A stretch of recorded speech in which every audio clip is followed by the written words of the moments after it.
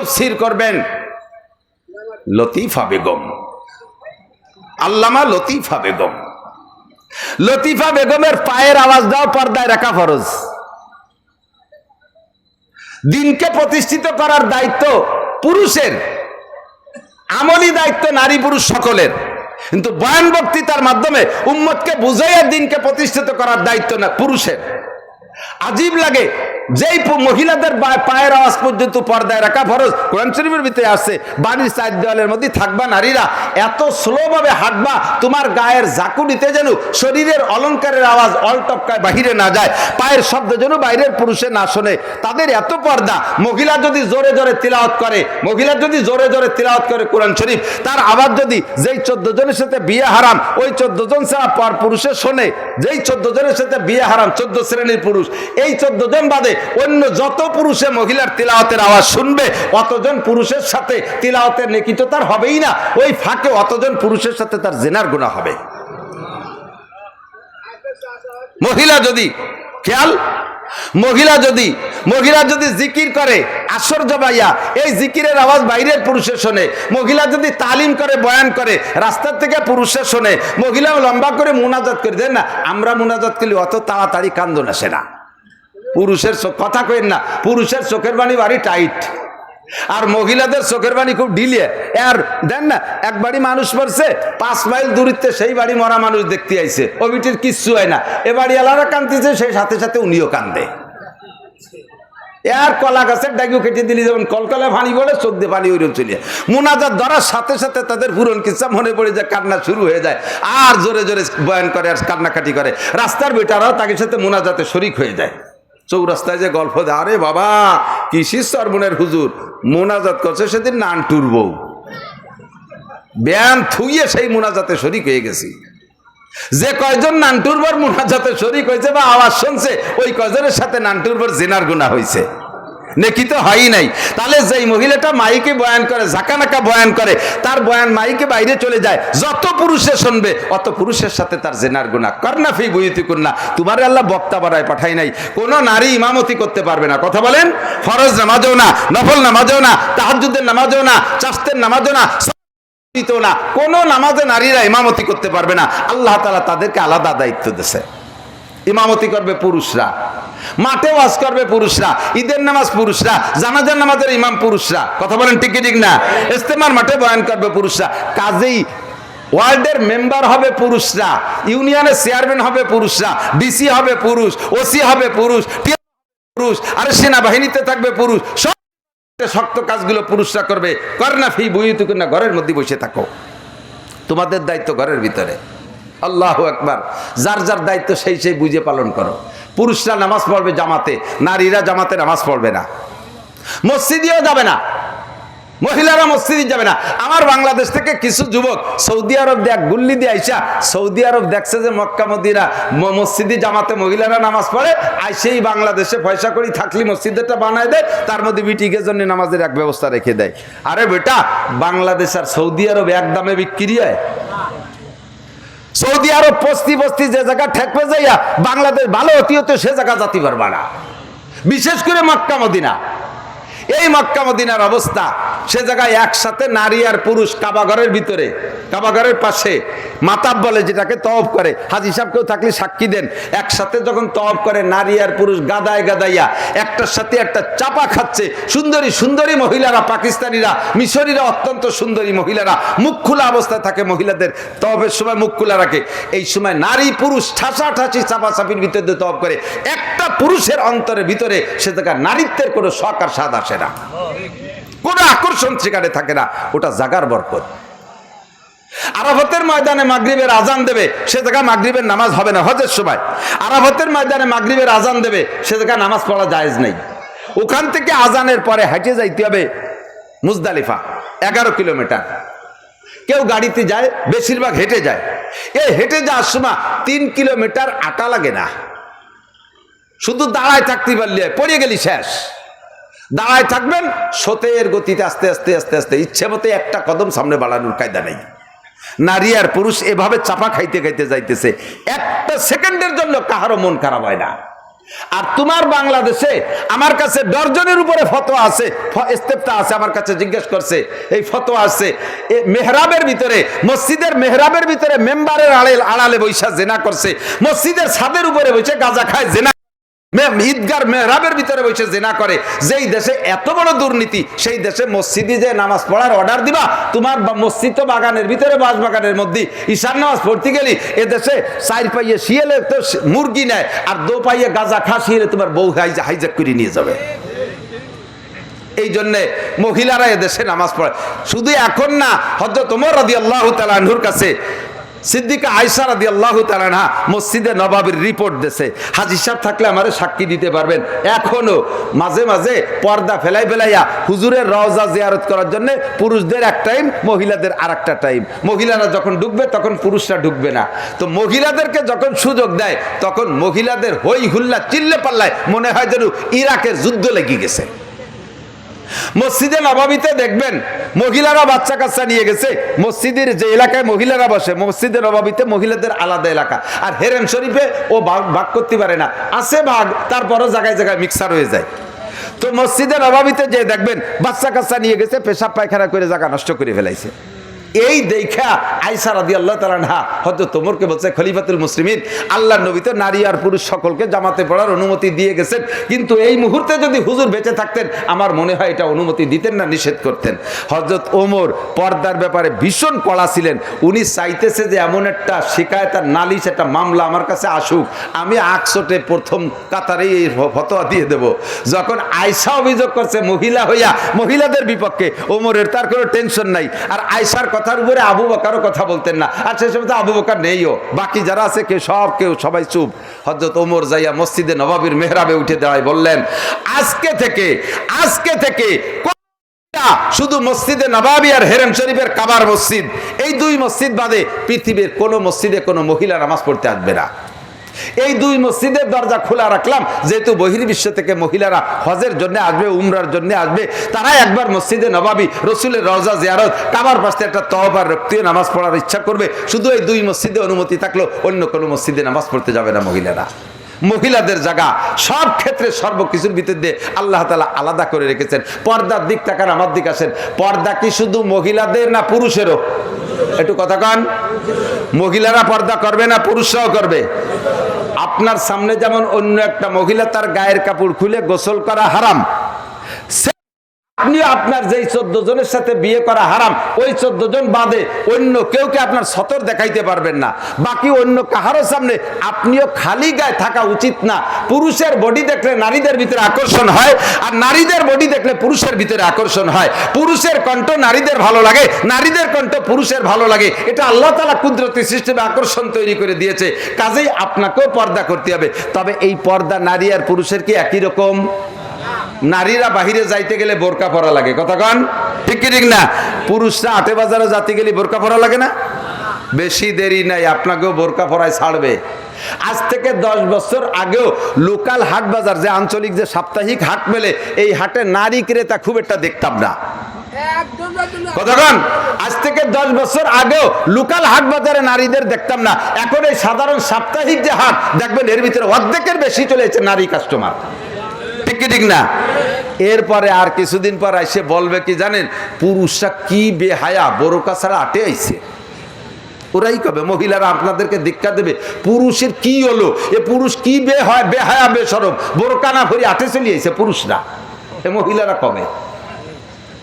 মহিলারা রাগ করে, পুরুষের জ্বালায় বাজার করারই কায়দা নাই। এদিন এসে গেছে নারী আর পুরুষের পর্দার সিস্টেম আলাদা।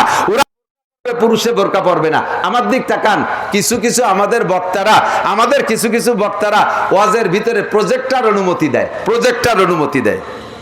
প্রজেক্টর বোঝেন? এখানে একটা ক্যামেরা মেশিন রেখে মহিলারা যে জায়গা বইছে ওই জায়গা পর্দা দিয়ে দেয়। বক্তা ওয়াজ করবে, বক্তারও মহিলারা দেখবে, আর মাঝে মাঝে আপনারা কারা কারা আইছেন, কার চেহারা কেমন তাও ঘুরে বিটিকে একটু দেয়। আমি যত জায়গা গেছি এই প্রজেক্টর দেখলে নিষেধ করছি, বাধা দিছি, আর সেই জায়গা থেকে আমার এই বাধার উপরে বাধা আসছে। অমক হুজুর আসলো, সে হুজুর বাধা দিল না, অমক হুজুর আসলো, আরো উনি ওই সময় পোস্ট নেয়, আরো ভালো একটা পোশাক পরে, উপরে রুমাল লাগাইয়া, উপরে তার উপরে টায়ার পেঁচায়, চশমা ভালোটা পাই দেয়, এ করে বসে, আর আপনি নিষেধ করেন কে? আমি বললাম আপনারাই বলবেন, আমরা এখানে বসে আছি পুরুষরা, আমাদেরকে দেখতেছে মহিলারা প্রজেক্টরে, তাই না? তাহলে এইটা যদি জায়েজ হয়, পুরুষদেরকে দেখা যদি নারীদের জায়েজ হয়, তাহলে ওই জায়গাটা মেশিন দিয়ে এই জায়গাটা পর্দা টানায় দেন, ও জায়গা কোন কোন মাছ আছে আমরা একটু দেখি আর শুনি। কথা বলেন না কে? এটা কি অনুমতি দেবেন? হুজুররা বাদে আপনারা পাবলিকরা দেবেন? তাহলে সেই মহিলাদের ছবি যদি আমরা এখানে দেখতে না পারি, আমাদের ছবি কেন তারা দেখবে? আমাদেরটা যেমন তাদের দেখা, তাদেরটা যেমন আমাদের দেখা হারাম, আমাদেরটাও তাদের দেখা হারাম। আমরা উলামায়ে কেরামরা মশালা শিথিল করে দিচ্ছি। এখন আমরা হুজুররা যাইতেছি মন্দিরে, আজকে নাকি গেল পুজো, হ্যাঁ শুরু হয়েছে না? আমরা হুজুররা হিন্দুদের মন্দিরে যাইয়া পুজো উদ্বোধন করে দিয়ে আসতেছি। সুবহানাল্লাহ। তো কোন একটু কি কবেন? হুজুররা যাইয়া পুজোয় মন্দিরে যাইয়া পুজো উদ্বোধন করে দিয়ে আসতেছি। সামান্য দুটো ভোটের লোভে, আজকে আমরা মুসলমানরা যাইয়া আলে বুলাবা হইয়া পূজা মণ্ডপে যাইয়া পূজা উদ্বোধন করে দিয়ে আসতেছি। আমার ওয়াজ কে খাবে? আমার ওয়াজে কি ফায়দা হবে? হ্যাঁ, হিন্দুরা আমাদের দেশের সংখ্যালঘু, আমরা মুসলমান সংখ্যাগরিষ্ঠ। আমাদের শরিয়াত হলো হিন্দুদের ধর্মীয় অনুভূতিতে আঘাত করব না, তাদের পূজা মণ্ডপ ভাঙবো না, তাদের মূর্তি ভাঙ্গা জায়েজ নাই, তাদের ধর্ম নিয়ে সমালোচনা করব না, এইটি আমাদের জন্য নিষেধ। যেহেতু তারা সংখ্যালঘু, আমাদের নিরাপত্তা নিয়ে থাকে, তাই বলে তাদের পূজা মণ্ডপে সাহায্য করব, তাদের মন্দিরে সাহায্য করব, তাদের পূজায় টাকা দেব, তাদের পূজা উদ্বোধন করব। আল্লাহর গজব উপরে যেই জাতি এই সিদ্ধান্তে ভোট কামাই করার ইচ্ছা করে, আল্লাহ পাক সেই জাতির কখনো সফলতার মুখ দেখাইতে দেবে না। সাবধান। ফাতাবিরু ইয়া উলিল আবসার, ফাতাবিরু ইয়া উলিল আবসার। আপনারাই বলেন আর তোমরাই নিষেধ করো, আমরাই কই আর আমরাই উল্টো পাল্টা করি, আপনাদেরকে কি বুঝাবো? আল্লাহ হেফাজত করুক, বলেন আমিন। নারী আর পুরুষের ইবাদতের মধ্যে পার্থক্য আছে। আমাদের আহলে হাদিস ভাইরা আইসা কয় নারী আর পুরুষের নামাজ একরকম, পুরুষের নামাজও যেমন নারীর নামাজও সেরকম। কারণ হুজুর বলছে সল্লু কামা রাআইতুমুনি উসাল্লি, আমাকে যেমন নামাজ পড়তে দেখো ওইরকম নামাজ পড়ো। তো পুরুষরা যেমন নামাজ পড়ে, হুজুর তো পুরুষ ছিলেন, কাজে হুজুরের মতো মহিলারাও নামাজ পড়বে। তা হুজুর তো মসজিদে ইমামতি করতেন, তা তোমার বউরে দিয়ে ইমামতিও করাও। কথা কন না? তা তো করতে দাও না, তা তো কোনোদিন জায়েজ করবে না। তাহলে বোঝা যায় পার্থক্য আছে। হুজুরের নামাজ মানে হুজুর বলেন আমি যেমন নামাজ পড়তে বলি এরকম পড়ো। আয়েশা ফাতেমাকে দিয়ে হুজুর নারীদের নামাজ শিক্ষা দিতেন, আর হুজুর নিজে সাহাবায়ে কেরামদেরকে নিয়ে পুরুষদেরকে নামাজ শিক্ষা দিতেন। পুরুষের নামাজ আর নারীদের নামাজের মধ্যে পার্থক্য।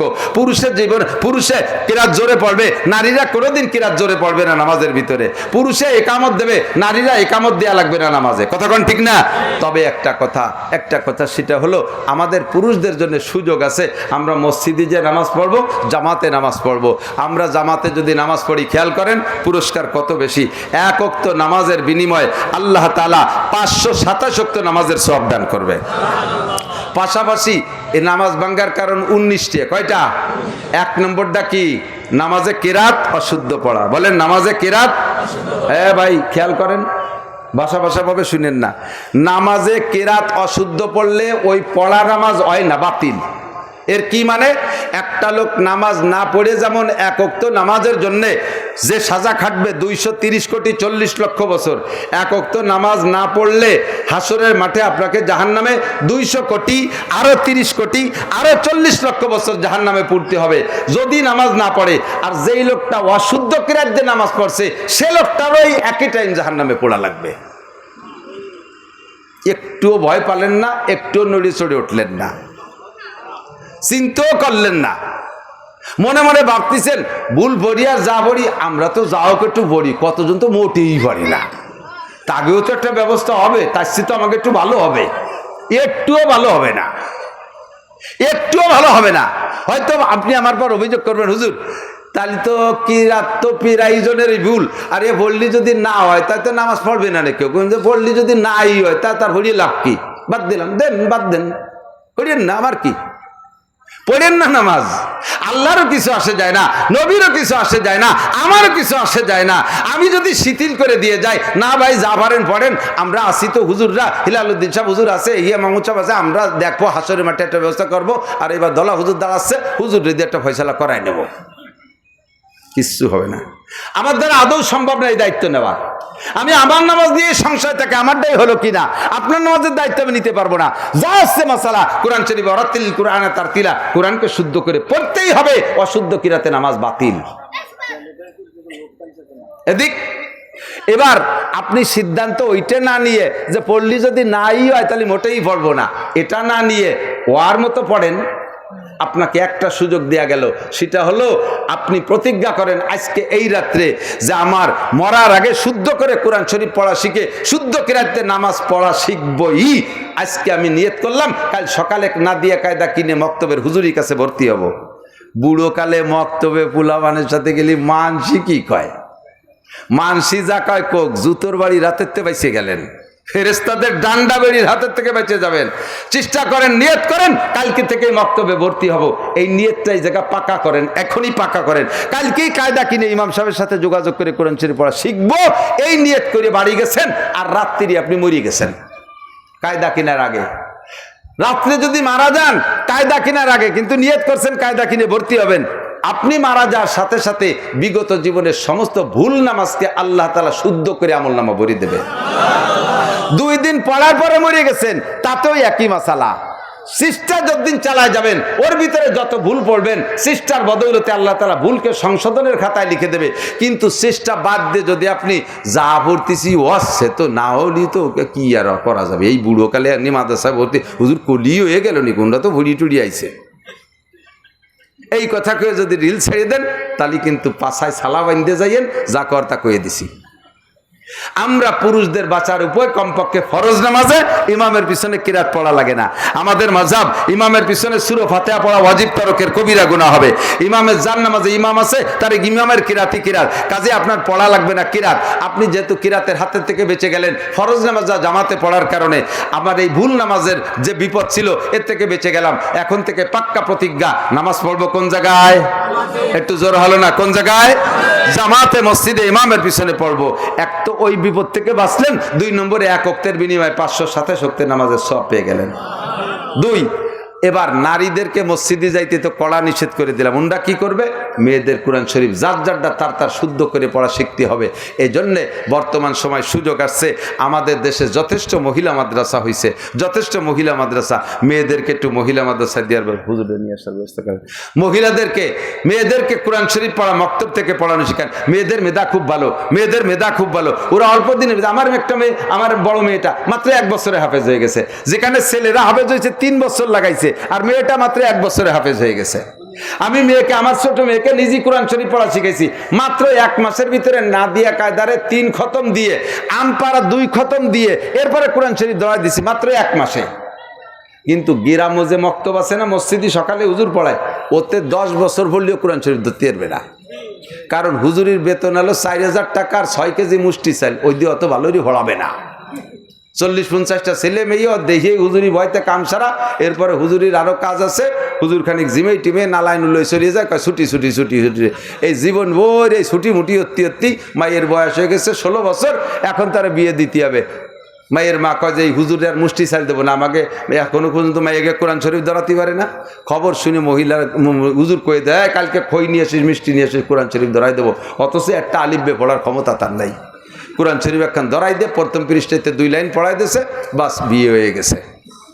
জীবনে আর কোনোদিন কোরআন শরীফ শুদ্ধ করে পড়ার স্কোপ সে পায় নাই, পাবে না। কাজেই মেয়েদেরকে একটু পড়ান। সেদিনকে আমি গেছি কোন জায়গায় যেন, কোলাদি গেলে না না না নড়ালির ভিতরে একটা মাদ্রাসা, মহিষকুলা মাদ্রাসায়, আল্লাহু আকবার, একটুক মেয়েদের হাতের লেখা, যেমন দ্রুত আরবি ওইরকম ইংরেজি ওইরকম বাংলা, হাই স্কুল কলেজের ছেলেরাও তাদের সামনে ইংরেজি লিখে পারবে না, এত ফার্স্ট ক্লাস লেখা। নুরানি মহিলা মাদ্রাসায় 3 বছরের ভিতরে ক্লাস 3 পর্যন্ত পড়াচ্ছে, সাথে 60টি নামাজের মাসালা, নামাজের 60টি মাসালা, 40টি হাদিস মুখস্থ করাচ্ছে, বহু দোয়া, ওযুর দোয়া, নামাজের দোয়া, কি বলে যায় নামাজের দোয়া, পায়খানায় যাওয়ার দোয়া, খানা খাওয়ার দোয়া, বিছানায় ঘুমানোর দোয়া, ঘুম থেকে উঠার দোয়া, পানি খাওয়ার দোয়া, লবণ খাওয়ার দোয়া, সব দোয়াগুলো মুখস্থ করা দিচ্ছে 3 বছরে। আর হাতের লেখা এরকম 1 নম্বর, ফার্স্ট ক্লাস হাতের নাম্বার। আর আপনাদের এই নুরানি ছোট মাদ্রাসায় যে আমাদের পুরুষ শাখায়, এখানেও দেখবেন নুরানি ছেলেরা কত সুন্দর লেখে। আমরা মওলানা হয়ে গেছি, এখন ওদের সাথে আরবিতে লিখে পারি না, আমাদের সময় প্রশিক্ষণ ছিল না। এবং সাথে সাথে ক্লাস 5 পর্যন্ত পড়ে এই ছেলেটা হাই স্কুলে গেলে এদের সামনে হাই স্কুলের গোড়ার থেকে যারা প্রাইমারিতে পড়েছে এদের সাথে ওরা পারে না। ফাঁকে ছেলেটাকে আপনি এই মাদ্রাসা থেকে কমপক্ষে নুরানি শিক্ষাটা দেওয়ার পরে নিয়ে যান হাই স্কুলে, আল্লাহর রহমতে ও ডাক্তার হবে, ইঞ্জিনিয়ার হবে, বিজ্ঞানী হবে, সচিব হবে, যাই হোক না কেন ও কোনোদিন বেঈমান হবে না, ও কোনোদিন বেঈমান হবে না।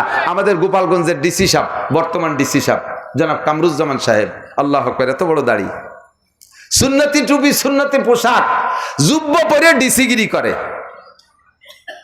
ফজরের নামাজ পড়ে, গোপালগঞ্জ সদরের জেলায় থাকে, ওই মকসেদপুর যাইয়ে ফজরের নামাজ পড়ে, কুটালীপাড়া যে ফজরের নামাজ পড়ে এক মাদ্রাসার মসজিদি, টুঙ্গিপাড়া যে এক মসজিদি ফজরের নামাজ, কাইছি নেছে ফজরের নামাজ পড়ে। যেই লোকটা এখানে এসে ফজরের নামাজ জামাতে পড়ে সেই লোকটা নিশ্চয়ই তাহাজ্জুদের নামাজ পড়িয়ে বেরোইছে। তবলিগে 3 চিল্লার সাথী, বিসিএস এর পরে চাকরিতে জয়েন করার আগে পাকিস্তানে তবলিগে 3 চিল্লা লাগাইছে। এত সুন্দর কোরআন শরীফ পড়া। ওনার বাসায় সেদিন আমাদের হুজুরদের দাওয়াত ছিল, খানা খাওয়াইছে দস্তারখান বিছিয়ে, ডাইনিং টেবিলে খাওয়াইনি, খানা খাওয়াইছে দস্তারখান বিছাইয়া। স্যার ইকামত দিছে জামাতে, ওনার বাসভবনে আমাদের নামাজের ব্যবস্থা। এ ওসিলায় শত শত হাজারের উপরে মাদ্রাসা, আমাদের কয়েক হাজার মাদ্রাসা আমাদের এই ফরিদপুর জেলায়। এরই ওসিলায় আল্লাহর রহমতে আপনারা অনেক গুনাহ থেকে বিরত থাকতে সুযোগ পাচ্ছেন। পূর্বপুরুষ থেকে আনিত অনেক শিরিক, কুফর, বেদাত উলামায়ে কেরামের এই তাশরিহ আর তাওজিহ পরিষ্কার বর্ণনা করে দেওয়ার কারণে আপনারা অনেক শিরিক, কুফর ও বেদাত থেকে উঠে আসতে সুযোগ পেয়েছেন। একটু ঠিক বেঠিক বলবেন না, মিথ্যে কথা কইছি? উলামায়ে কেরাম যে এলাকায় পর্যাপ্ত নেই, আপনি চলেন আমার সাথে, সেই এলাকার মুসলমানরা হিন্দুদের চাইতে কম না। এখনো হিন্দুদের মতো তারা লক্ষ্মী পূজা করে, রাতের বেলা ঘরের থেকে আইটে পানি ফেলায় না, লক্ষ্মী বেজার হবে। তার এটা লক্ষ্মী পুজো না? ঘর ঝাড়ু দিয়ে রাতের বেলা ঘরের থেকে ফেলাইস না, লক্ষ্মী বেজার হবে। জুতো স্যান্ডেল পাই দিয়ে মাথায় উঠিস নে, লক্ষ্মী বেজার হবে। তারপরে শনি মঙ্গলবার ভালো তারিখ না, এদিক কোনো দিক গেলে কুলক্ষণ। এই লক্ষণ ফক্ষণ বিশ্বাস করা এটা হিন্দুদের স্বভাব। বরঞ্চ কোনো কোনো ক্ষেত্রে মুসলমান হিন্দুদের চাইতে নিচে। এটা না বুঝে ঠুয়োটা ঠিক করলো নাকি, তার ঠিক কি? হিন্দুরা মূর্তি পূজা করে আর মুসলমান সরাসরি মানুষ পূজা করে, মানুষের পায়ের উপরে সিজদা দেয় পীর সাবরে। এর খবর জানেন কি জানেন না? বহুত জায়গা আছে। তে জায়গা হিন্দুদের চাইতে নিচে নেমে চলে আসছি। আল্লাহর ফজলে আমাদের এই অঞ্চলেও এগুলো ছিল এক সময়, এখন উলামায়ে কেরামদের বিস্তারিত আলোচনার বদৌলতে সব বিলুপ্ত হয়ে গেছে। আরও যা আছে কিছু দুই একটা, তাও এক সময় থাকবে না। আর সে সমস্ত শিরিক আর কুফর বেদাতকে আমরা বুঝতে পারলে ছেড়ে দেব, এই প্রতিজ্ঞা কি করা যাবে? প্রস্তুত আছেন না? মনটাকে একেবারে ফ্রেশ করে, মাইন্ডটাকে খালি করে কিছু বুঝে নেব, এই নিয়ত করে যদি বসেন, তাহলে আল্লাহর রহমতে আমরা কখনো আপনাদের ভুল পথ দেখানোর নিয়ত করে আসি না। আমাদেরকে দায়িত্ব দিয়েছেন স্বয়ং আল্লাহ। আল্লাহ পাক বলেন, ইন্নামা ইয়াখশাল্লাহা মিন ইবাদিহিল উলামা। সমস্ত মানুষের মধ্য থেকে আল্লাহকে ভয় করার মতো উপযুক্ত ভয় করে একমাত্র উলামায়ে কেরাম। কষ্ট পাইলেন আপনারা? উলামায়ে কেরাম না বিদায় কষ্ট পাইলেন? পড়ে আলেম হন, এ তো বলে নাই যে একমাত্র ভয় করে হিলাল উদ্দিন, তাই কইছে নাকি? একমাত্র ভয় করে নাসির উদ্দিন, একমাত্র ভয় করে ফরিদ উদ্দিন, মিজানুর রহমান, এ তো নাম কই নেই। উলামায়ে কেরাম, আপনারা সবাই উলামায়ে কেরাম হয়ে যান, আপনার নামটা সেই সার্টিফিকেটে উঠে যাক, দুঃখের কি আছে। তো এবার নবী আলাইহিস সালাম বলেন, ইন্নাল উলামা ওয়ারাসাতুল আম্বিয়া, আল্লাহ পাক যে উলামায়ে কেরামদেরকে সার্টিফিকেট দিয়েছেন যে তারা আমাকে ভয় করে, একমাত্র ভয় তাদের ভিতরে পরিপূর্ণ আছে। এই দৃষ্টিকোণ থেকে নবী আলাইহিস সালাতু ওয়াস সালাম সমস্ত উলামায়ে কেরামদেরকে ওয়ারাসাতুল আম্বিয়া, নবীদের অ্যাসিস্ট্যান্ট, নায়েব হিসেবে ঘোষণা দিয়েছেন। আমরা এজন্য শুকর আদায় করি আলহামদুলিল্লাহ। এবার নবীদের দায়িত্ব যা ছিল উলামায়ে কেরামের দায়িত্ব তাই হবে না? আহা, কথা কয় না। মূল অফিসারের যা দায়িত্ব, অ্যাসিস্ট্যান্ট অফিসারেরও ওনার অনুপস্থিতিতে একই দায়িত্ব না? তো নবী রসুলরা মূল অফিসার চলে গেছেন, তাদের অ্যাসিস্ট্যান্ট ওলামায়ে কেরামরে দায়িত্ব দিয়ে গেছেন। ওলামায়ে কেরাম হুবহু তাই পালন না করলে তাহলে অ্যাসিস্ট্যান্ট পদ ঠিক থাকবে? নবীদের দায়িত্ব শিরিক দূর করো, নবীদের দায়িত্ব ছিল কুফর দূর করো, নবীদের দায়িত্ব ছিল আল্লাহ ভোলা মানুষকে আল্লাহ ওয়ালা বানায় দাও, নবীদের দায়িত্ব ছিল বেদাতগুলো তাড়িয়ে দাও, নবীদের দায়িত্ব ছিল সুপথ দেখাও, নবীদের দায়িত্ব ছিল কুপথগুলো চিনেই দাও, যে এইটা কুপথ এইটা সুপথ, এটা নবীদের দায়িত্ব ছিল। সেম দায়িত্ব ওলামায়ে কেরামের উপরে। আর সর্বসাধারণ শ্রোতাদের দায়িত্ব হলো, আমার সাথে পড়েন, সামিনা সামিউনা ওয়া আতানা, শুনবো আর মানবো। ঠিক আছে না? শুনবো আর মানবো। যদি কেউ সামিনা ওয়ালা নাতা ওয়ালা ওয়ামা আতানা, শুনবো আর মানবো না এ যদি কন, তাহলে তো সে কাফেরদের মতো হয়ে গেল। যেমন কোরআন শরীফের সূরা, সম্ভবত সূরা লুকমান অথবা সূরা আলিফ লাম সাজদার মধ্যে আছে, আমি হাফেজ না বিদায় দাগ নম্বর খৈতের নম্বর ভালোই করতে পারি না। তো কোরআন শরীফে আসছে, আল্লাহ পাক বলেন, ওয়াইদা, যখন তাদেরকে বলা হয়, ওয়াইদা কিল লাহুমুত্তাবিউ মা আনজালাল্লাহ, যখন তাদেরকে বলা হয় আল্লাহ পাক এইটা নাজিল করছে, শোনেন, খেয়াল করেন এদিক দেখেন। ওয়াইদা কিল লাহুমুত্তাবিউ মা আনজালাল্লাহ, যখন তোমাদের বলা হয় আল্লাহ পাক এই কথাগুলো নাজিল করছে, তোমরা শোনো মানো। তা আল্লাহর নাজিল করা কথা, এর সাথে তো আর প্রতিবাদ করার মতো ব্রেন জগতে কের নাই, আছে নাকি? আল্লাহ কি কোনো অশালীন কথা পরামর্শ দিবেন? আল্লাহ পাক নিজেই বলেন, আল্লাহু ওয়ালিয়ুল্লাযীনা আমানু ইউখরিজুহুম মিনায-যুলুমাতি ইলান-নূর, আমি হলাম মুমিনদের বন্ধু। বলেন সুবহানাল্লাহ। যারা মুমিন তাদের বন্ধু কে? আর যারা বেঈমান তাদের বন্ধু শয়তান। তারপরে কি? ওয়াল্লাযীনা কাফারু আউলিয়াউহুমুত তাগুত, আর যারা কাফের বেঈমান তাদের বন্ধু হলো তাগুত, মানে শয়তান। আল্লাহ যদি বন্ধু হয় তাহলে আল্লাহর মতো বন্ধু যার হবে সেই বন্ধুর দায়িত্ব কি? আল্লাহ পাক নিজে যার বন্ধু হন তার দায়িত্ব আল্লাহ পাক নেন। ইউখরিজুহুম মিনায-যুলুমাতি ইলান-নূর, আমি আল্লাহ আমার বন্ধুদেরকে অন্ধকারের থেকে আলোর দিকে টেনে আনি। আল্লাহ তো বন্ধু, তা আল্লাহ যার বন্ধু হন সেই বন্ধু আল্লাহ ওই বন্ধুর জন্য দায়িত্ব কি পালন করেন? বন্ধু আমার অন্ধকারের মধ্যে ছিল, সেখান থেকে আমি আলোর দিকে টেনে নিয়ে আসি। দুনিয়ার যত কুসংস্কার আছে সবগুলো অন্ধকার, যত গুনার কাজ আছে এগুলোকে অন্ধকার। গুনাহ করতেও হয় অন্ধকারে, আর গুনার ক্রিয়াও অন্ধকার। একটু বোঝেন, চুরি করে আলোতে না অন্ধকারে? চুরি ডাকাতি করে আলোতে না অন্ধকারে? জেনা করে ফাঁকা জায়গায় না অন্ধকারে? মদ খায় খোলা জায়গায় না অন্ধকারে?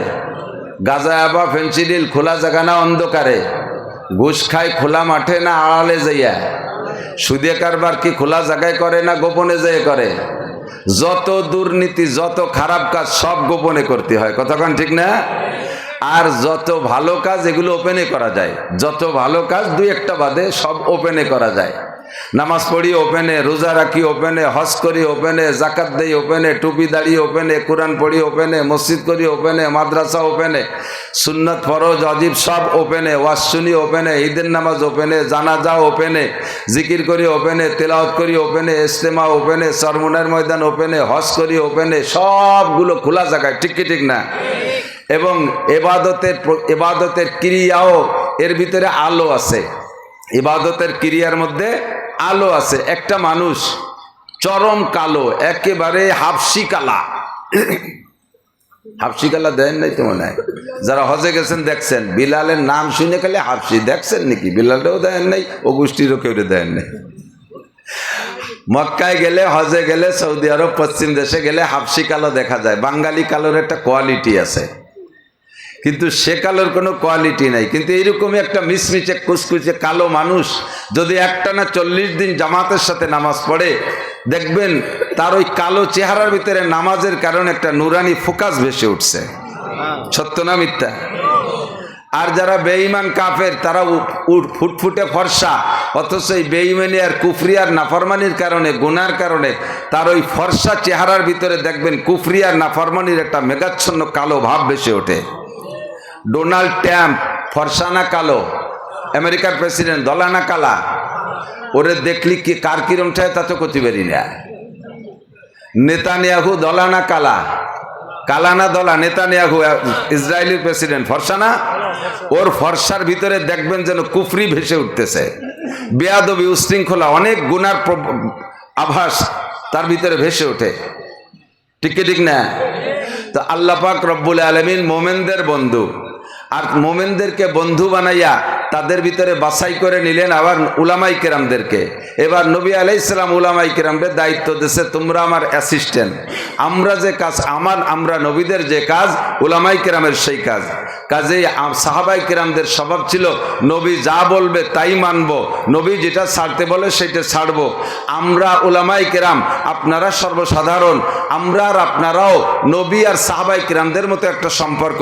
নবীও কিয়ামত পর্যন্ত আসবে না, আর সাহাবার ক্লাসটা আর তৈরি হবে না। অ্যাসিস্ট্যান্ট নবী কিয়ামত পর্যন্ত আসবে। উলামাই কেরাম যদি অ্যাসিস্ট্যান্ট নবী হয়, তাহলে আপনারা সাধারণ মানুষ, অ্যাসিস্ট্যান্ট সাহাবা। বলেন সুবহানাল্লাহ। মেলছে কি মেলে নাই কথা কন?